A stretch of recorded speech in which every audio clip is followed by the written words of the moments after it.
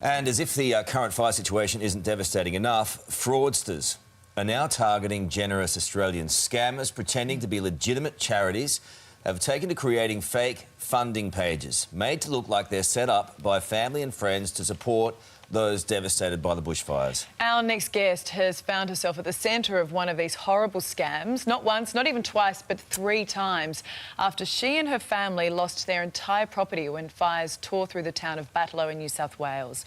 Bridget Bates and her son Dylan join us now. Morning to both of you. Thank you so much for your time this morning. I'm so sorry that this has happened to you. Bridget, you were actually home at when the fire came through Batlow. Can you just explain to us first, before we get to the scamming, how it all unfolded? Good morning. Yes, I was on our family Christmas in Brisbane with my brother and sister-in-law and their children, and we'd already planned to go there before our town was under threat. So we were away at the time.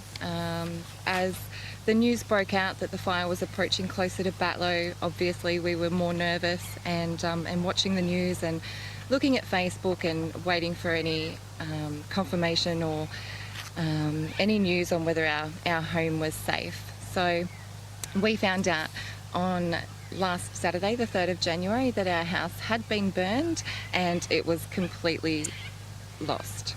So at that point, my brother discussed with me whether I would allow him to start a GoFundMe page, and it went from there. And what happened? So I was quite reluctant at the start.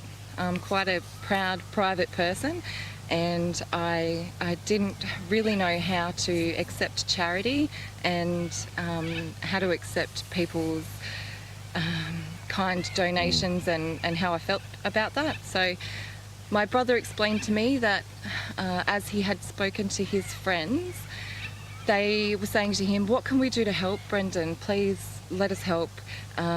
We'd love to donate some money, but we don't know where to direct it to." So Brendan said to me, "Look, we're 1,300 kilometres away from this disaster, and my friends aren't affected by it directly and want to help you."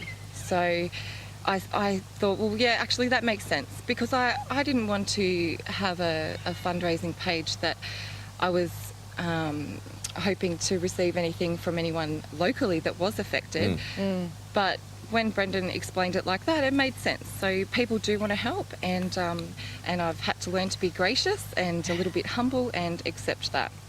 So yeah, I mean, at the end of the Brendan day, you started lost... the GoFundMe page. Sorry, continue. So yeah, he did. He started the GoFundMe page, and as people were donating to it, I was just absolutely grateful and really humbled by it.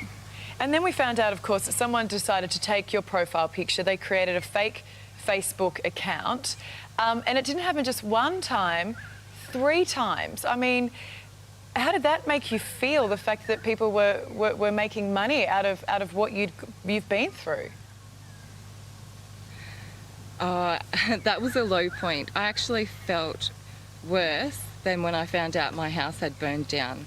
The pit of my stomach dropped, because there was someone preying on the generosity of people that my brother knows, my family, my friends, sending direct messages that looked like they'd come from me to donate to this scam page.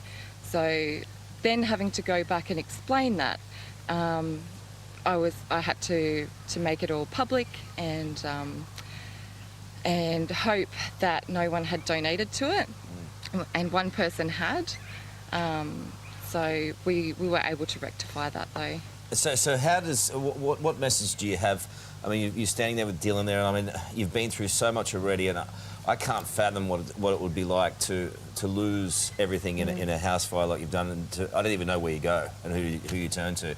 But in terms of these scammers, I can't also fathom how in this country we produce such great things, and then there's the hideous side of things as well. What do you do about that? How do you reconcile that? How do you navigate through someone trying to rip people off?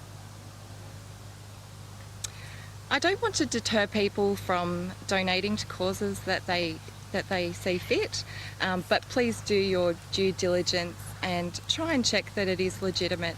So if you receive a direct message from a profile, maybe open up that profile. If they've never had a post or a photo, or you don't recognise it, the chances are it may be fake.